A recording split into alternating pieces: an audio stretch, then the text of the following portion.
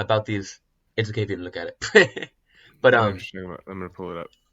so yeah, like basically like I just wanted to kind of like make sense of these running backs, and a little bit of these like receivers. So I went to these like mid, uh, like range running backs like Sean Tucker, Devin Achane, Kendre Miller, Zach Evans, Tank Bigsby, and I sort of tried to figure out who they were. And I guess just the big takeaway from this year is that I think Charbonnet is head and shoulders above this group of guys.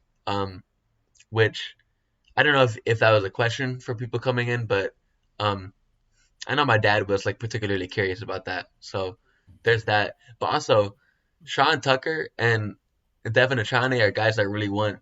I want to take Bigsby, but he has a little more question marks. But I mean Tucker and Achane, they are freaking studs. They are blazers with all kinds of production, and they can catch the ball. Um, Israel, I'm not gonna be able to pronounce this kid's name for a while, but you know what I'm talking Anaconda. about. Yeah, Yeah. it's a tough name, but he's a freaking stud, man. I mean, he's gonna be a big riser, and he was a monster producer last year. He's big, strong, fast, and he has decent pass catching chops. So I mean, just looking at this like second to third round, I'm really excited at some of these guys coming out. Um, Yep. outside of these like top guys. So Yeah, I like this little list here, and Charbonnet is the one that's a head and shoulders above because like after Gibbs and the top receivers, and you're in like the 1-8 ish range, Charbonnet is the next guy up, and hmm he's a good pick there because of all these of all these potential three down guys, he has the biggest build. He has the hmm best tape. He's good at breaking tackles. Um, he's been called the buttery rhino. sheesh, man. Um, People call him sharps too. I told you about that, right? I yeah, I don't know about that one. I don't know about that one. it's easy.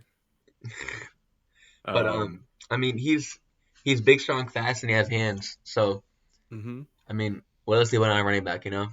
And then there's a bunch of the guys that you just named are all just like that, and then hmm they're in the same mold, just a little bit different. Sean hmm Tucker, um, I like Sean Abanikanda, Tucker a yeah, lot. Abanaconda as well. hmm They're all potential for a three down role if they go to the right team. And Achain is more probably going to be more of a pass catching third down kind of guy hmm because he's a little smaller, but he is very fast. He's a demon, a speed demon. And the other guy who's similar to him would be Spears, Tajay Spears, hmm another smaller guy, very fast, and will be good in the passing game. And and then the other guy would be Evan Hull, but he fits into that first mold we were talking about with the Bonaconda, the three down set.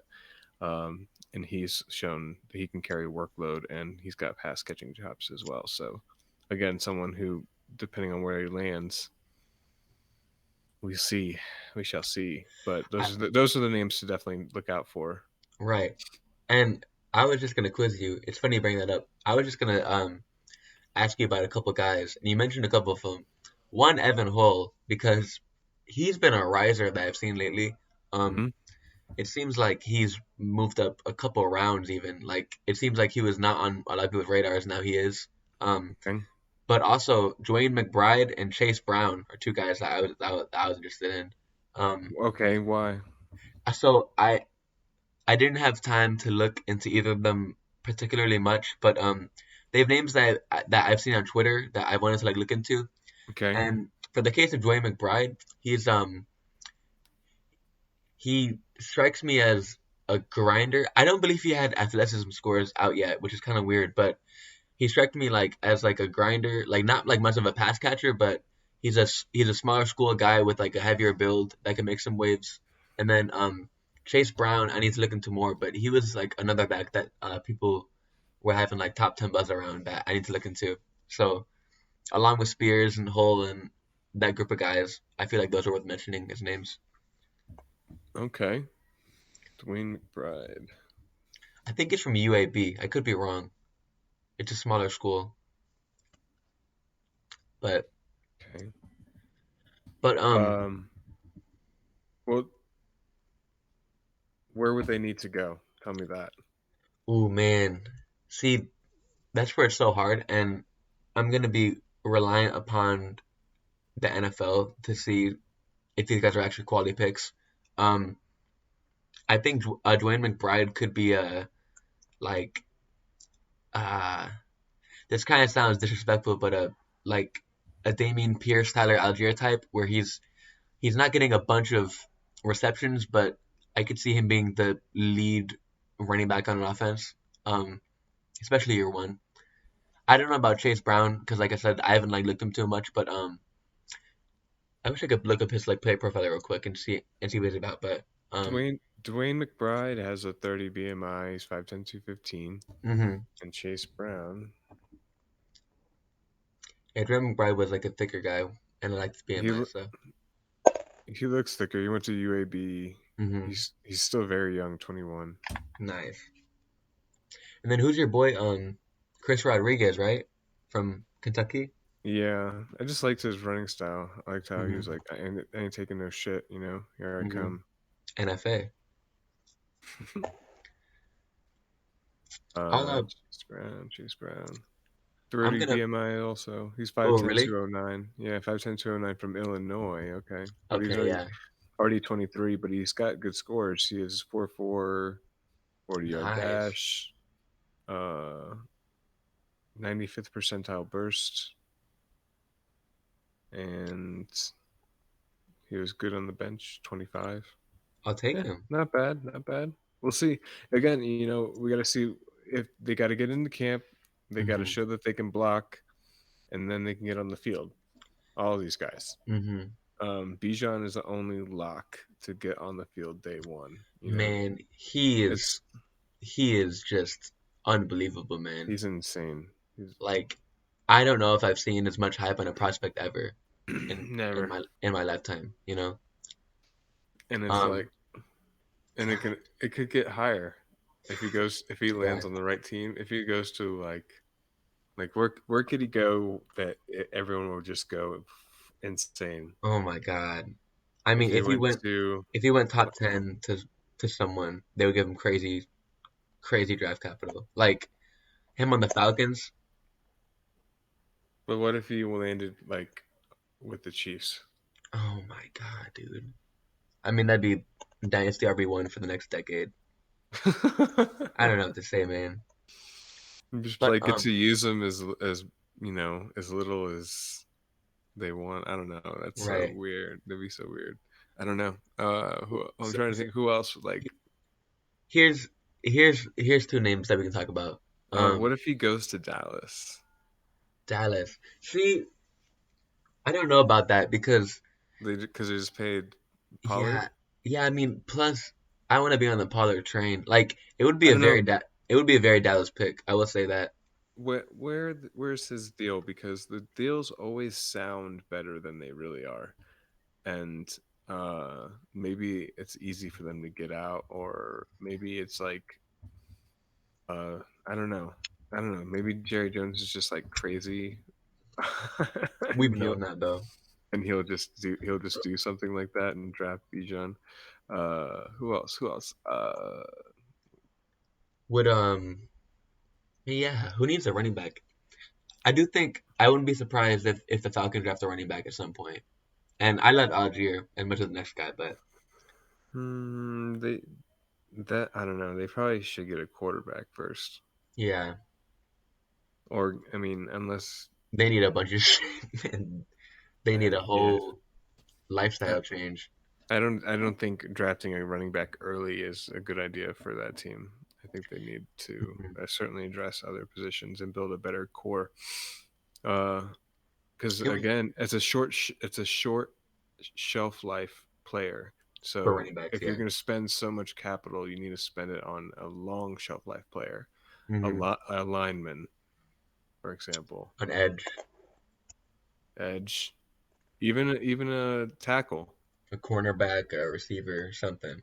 Tackles have had very nice careers, especially the high end guys who the football guys who just love football and they want to play like Whitworth. Joel Bettino, what was his name for the Yeah, Browns? Batonio. Mm-hmm. Yeah. All right, wait. So I want to talk about these two guys real quick because Okay. these were the two guys that were the most intriguing to me in the research today. Um, Kendre Miller and Zach Evans. So, Okay. Yeah. do you know the like rundown of why these guys are so relevant together? Well, they both were at TCU in the past 2 Yep. years, Yep. so there's that. And they have similar running styles. I mean, they were like, they're kind of like power runners. Hmm. Um, Good build, uh, but they show, they're not just power; they're power with finesse. Yep. And they're highly recruited going in. So Can I, can I I say something that yeah. I need to judge, or I need you to judge if this is a hot take? Okay. Because I think I'd rather have Kendre Miller than Zach Evans. Is Well, that? I mean, I feel like they're like similarly rated, but I don't know. Because like Zach Evans was the 5-star guy, and I feel like that's why I've known about his name for longer was because he's been like in the spotlight more. mm-hmm. But all Kendre Miller has done is honestly outproduce him. I mean, for 2 years they were very similar, and then Kendre made Zach Miller leave, and then had a crazy season. Um, he comes in a little bit heavier. I mean, I just think that there's more to like about him personally, from my initial research at least. Yeah, I'm getting bad. Um, word I'm looking for. I'm sorry. Bad vibes. The Yeah, bad vibes. But there's another adjective in there I wanted to use for Evans. I've soured on Um, him. yeah, it's like off. It's off field stuff. I guess is Oh, okay. that's not that's a word around the league. I guess. Yeah. So that's one thing, and I guess that's another reason why he's moved schools, even though they're like winning schools. It's like, why move when you're winning and you're Hmm. playing, and so See, like, and like that's always looked really bad for me, cause like one of the biggest things in prospecting that I've learned is paying attention to like NFL teammates and NFL teammate competition. And yeah. the example that I use is I always go back to Oklahoma, and I was such a big Kennedy Brooks fan because I thought he was better than Ramondre Stevenson and Trey Sermon because he was able to beat them out. So I was lower on those guys.